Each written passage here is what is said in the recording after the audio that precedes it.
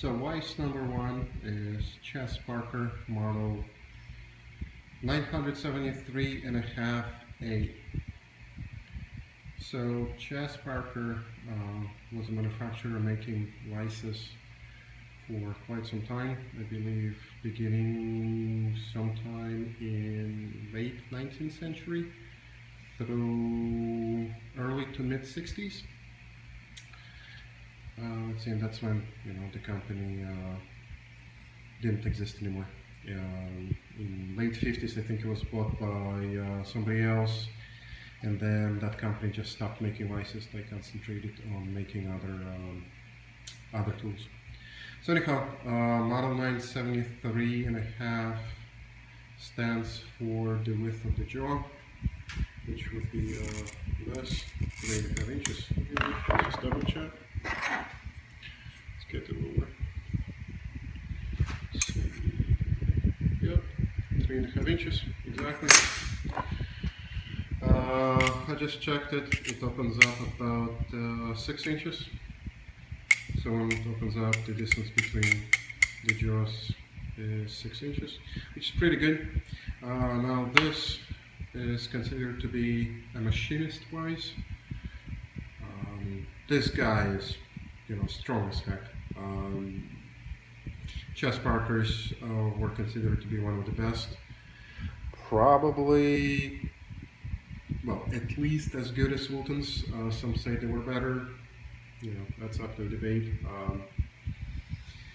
But anyhow, with this vise, I took it apart completely.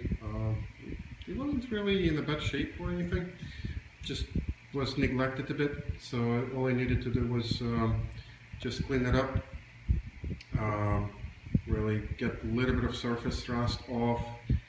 Lubricate it properly. Make sure everything is fit nicely and everything. Now this little guy, I think it's almost a collectible. I believe it was made, there's a date code there, whatever, 10/3/68. So it was made in late 68, and according to whatever I was able to find on the internet, but at that time, the company wasn't supposed to be making vises anymore. I mean, they were supposed to be out of vice business by like 1963 or 65. So this is one of the very last Chess Parkers, if not the last one, who knows. Now this fella has got a swivel base. Let's see, and this one is a little unusual. Like on a typical vise, what you would see, this one's going this way. You loosen it, you tighten it, it swivels around, that kind of stuff, right? Typical. Now this guy's got a pretty interesting mechanism for fixing the swivel in place. It's almost like, I guess one of the guys described it as brake caliper, almost, right? It's a pretty interesting mechanism. I've got a different video on describing it. Pretty cool. They also were the only company that they actually had a patent for this thing. They use a special ring to loosen and tighten the nut that loosens and tightens the swivel mechanism. Pretty neat. And the way it's made, you're not going to lose it. It's always going to be there. Again, pretty neat. Whatever. So it says something in the wrench here. Whatever. I think it outlines like the model number. So now let's see what else is neat about this vise. A couple things. So it can be in a swivel base, and it has 3 mounting points, just like this one. Now, if you want it to be a fixed vise, just mount it to a side of a bench, and you never have to, you never want to swivel it. It also has 3 mount points for a fixed mount. This point, on the other side, right here, it actually becomes a hole once you take it apart. And there's another mount point right there, kind of hiding under the movable jaw. What else is there? Got a pretty neat, kind of dark in here, hard to see. Oh, there.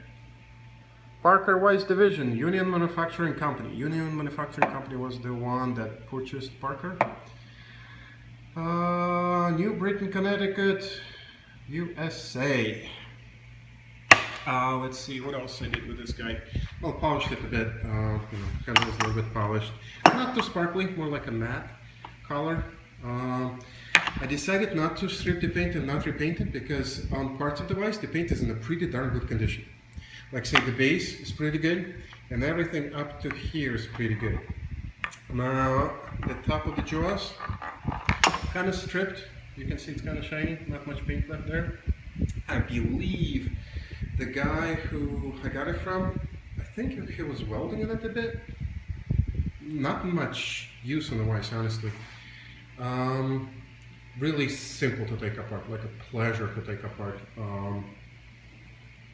I really, one of the best things I've seen in terms of vices and how to take it apart. No pins, say Wiltons, especially older Wiltons, and we'll talk about it in a bit, have a lot of pins to drive out, they could be a pain. But this guy, with the only pins it has is for the jaws, or jaw inserts. Just take a look at them. Jeez, should have opened it before. Okay, let's see. It should swivel nicely because it's lubricated. And these are the jaws, the serrations. And the second one is pretty much the same. Serrations are pretty good on this guy. So that's pretty much the only downside I can think about the Parkers is that since they're no longer made, finding replacement parts is well, it's a challenge. Not that anything will break on this guy. I mean, you know, unless you start pounding it with like a 4-pounder or something like that. You know, they're sturdy. I believe it's probably 60,000 psi. Is it psi? I think. Can't remember the actual ranking, but type cast iron. So this thing is darn strong. You're not going to break it anytime soon. Again, unless you abuse it. Let's see what else here. Oh yeah, the neat feature about this little fella is, again, never seen it on anything else. But you see this little nut there? Or rather a screw, machinist screw. There's a spring behind it, and there's a little, gosh, like a washer almost, like a solid washer behind the spring. And if you tighten the machinist or the machine screw, what happens is it acts as a brake for the handle. So you can see right now it's pretty loose, it just drops. But you can kind of regulate the speed with which it drops, how smoothly or freely it moves. So, you know, some people like to move it like this, so it falls freely. Some people don't. So, you know, it's not going to slam your fingers if you let it go. Kind of neat. Again, never seen this before. Pretty neat feature. What else is there? Oh, yeah, I believe, pretty sure, I haven't tried it, but I'm pretty sure based on the design, you can flip the wrench from right side to the left side. Again, not that matters really, but I guess it's supposed, depending on the side of the bench you're going to mount it on, it might matter. Yeah, pretty decent price. Again, the only thing I can really say against it is the jaws are, let's see, 3.5. Some people prefer 4, you know, some people prefer 5, and so on, depending on what you need to clamp. Again, this guy is pretty darn strong. Whatever you clamp on it, not going to get loose. Does not have so-called pipe jaws. So, you know, if you need to clamp a pipe, probably not the best vise for you, unless you want to use like a little adapter there. Like some kind of inserts on top of the, well, these are technically jaw inserts, so something like this, right? There it goes. Something like this, and in these I use, if I don't want to, like, you know, kill whatever I'm clamping. These are basically rubber inserts type of thing, rubber adapter. That, you know, goes there. So again, you can make something like this for a pipe, to clamp a pipe. Shouldn't be too difficult. Trying to think what else. Oh yeah, so there's a guy who makes replacement jaws for this. They're custom made on his machine. He's a machinist, he, you know, cuts them. Whatever, he sells them for about like $100. So, you know, 150 maybe, even depending on the size. Not cheap, but I mean, his stuff is beautiful, just beautifully made. Let's see, the last thing is, let's see, the way I test how precisely the vise clamps anything is I usually put like a piece of paper between the jaws and I clamp it.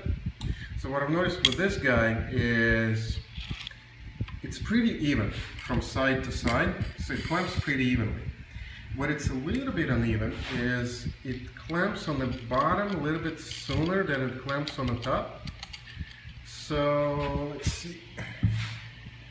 It will clamp everything from here to here pretty nice and evenly, but it leaves like almost a little tiny gap on top, like a width of a paper, something like that. Let's see if I can show you what I mean.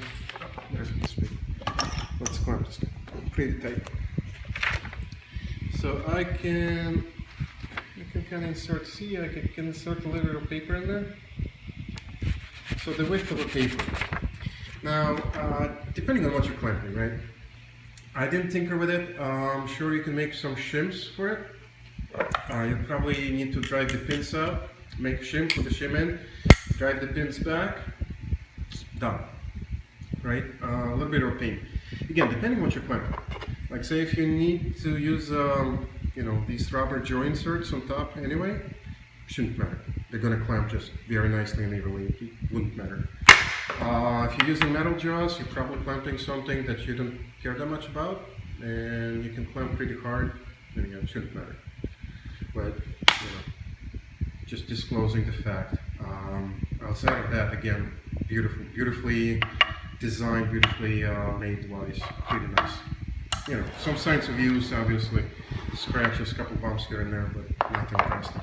Okay, so that was guy number one. Oh God, heavy step. Let's see. I spent a lot of time on this one.